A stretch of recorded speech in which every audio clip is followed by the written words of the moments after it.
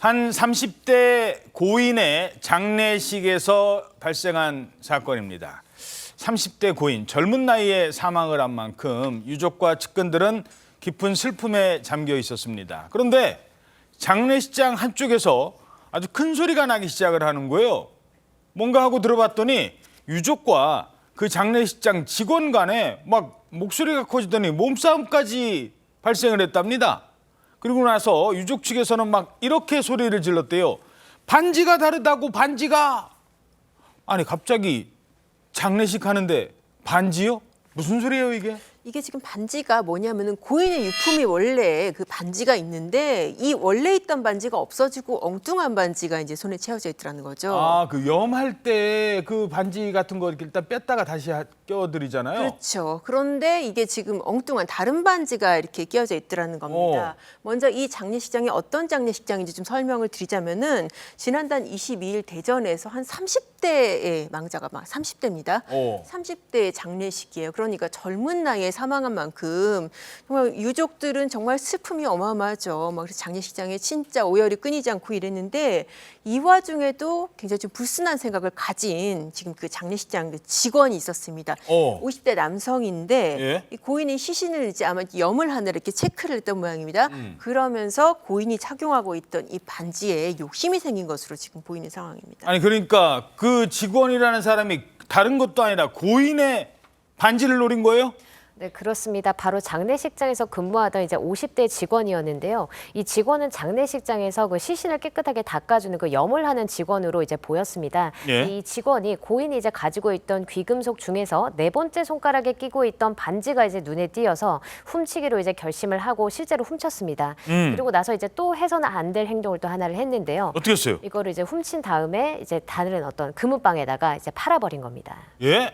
아니 그걸 고인의 손에서 뺀 반지를 팔아버려요? 네, 게다가 이 반지가 또 망인이 생전에 굉장히 아꼈던 반지인 모양입니다. 늘 손가락에 끼고 있었기 때문에 유족들은 그 반지를 찾았던 거예요. 그래서 이 반지를 찾는다는 알게 되니까 아유 그럴 줄 몰랐던 모양이에요. 이 직원은 부랴부랴 이제 자기가 팔았던 금은방에 쫓아가서 그걸 다시 되사하겠습니다라고 했더니 하필이면 또 그 금은방에서 이미 그거를 이제 그런 식으로 중고를 사면 다시 재가공해서 또 판매하려고 넘겨버린다고 하죠. 네, 유통업체에 넘겨버린 상황이었던 걸 못 찾았던 겁니다. 아이고. 그래서 이 직원이 그럼 이렇게라도 해야겠다 싶어서 그 금은방에서 자기가 생각에 최대한 원래 있던 반지하고 비슷한 색깔의 모양의 반지를 구해서 지금 유족들에게 건넨 겁니다. 아, 아니 비슷한 걸 찾아다 갖다 주면 유족들이 아 그런가 하고 넘어갔을까요? 그냥 넘어가지 않고요. 이상한 걸 발견을 했습니다. 왜냐하면 같은 반지라고 하더라도 유사한다는 것이 똑같아 보이지 않을 뿐만 아니라 실제로 반지의 색상도 미묘하게 달랐던 상황이라고 합니다.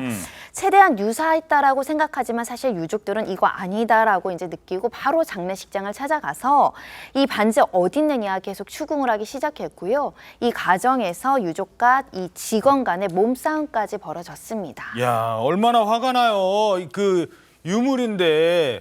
그런데 이걸 알 수 있었던 게 저 반지가 본인은 몰랐겠지만 이 직원은 저게 커플링이었다고요. 네, 그렇습니다. 그러니까 그 미묘한 차이를 갖다가 알 수밖에 없었던 거예요. 이 고인의 그러니까는 연인이 자기랑 같이 이렇게 맞췄던 커플링을 계속 지금 유품에서 찾은 거예요.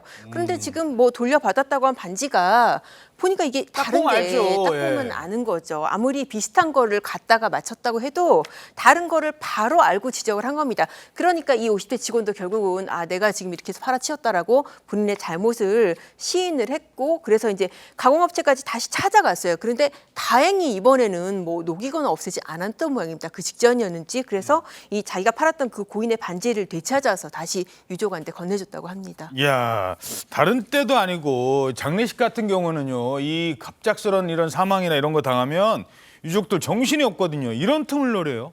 그러니까 이제 굉장히 좀 이제 비난받아 마땅한 그런 어떤 사건의 범죄라고 이제 생각이 듭니다. 근데 이제 이 지금 직원 같은 경우에는 이제 몸싸움을 한 부분에 대해서는 이제 합의가 이제 원만히 됐다라고 하는데, 근데 이제 반지를 훔쳤고 그다음에 이제 갖다 줬단 말이죠. 예. 근데 이게 이제 횡령에 해당하는 건데. 아, 죽인 전 맞다고 하면 그럼 죄가 없어지나요? 그러니까 이제 횡령이라고 하는 거는 반의사불발죄에 해당하는 게 아니기 때문에 이제 유족들이 처벌을 원치 않는다 하더라도 이제 처벌이 될 뿐더러 그냥 이제 방금 말씀하신 것처럼 훔친 다음에 다시 줬잖아요. 그렇다고 하더라도 횡령 범죄가 없어지는 게 아닌 거죠. 마치 이제 뭐 때리고 나서 치료해 준다고 안 되는 것처럼 이제 마찬가지일 뿐이고 단지 이제 범행 이후의 정황으로 참작이 될 수 있을 뿐입니다. 아. 게다가 이제 지금 이 사건 같은 경우에는 과연 이 직원이 이렇게 범행한 게 이번이 처음일까? 이제 좀 의심이 많이 가는 부분이기 때문에 그럴 수도 있어요. 그렇죠. 그렇기 때문에 경찰 조사에서 이제 여죄도 한번 이제 조사를 해볼 필요가 있다고 생각이 듭니다.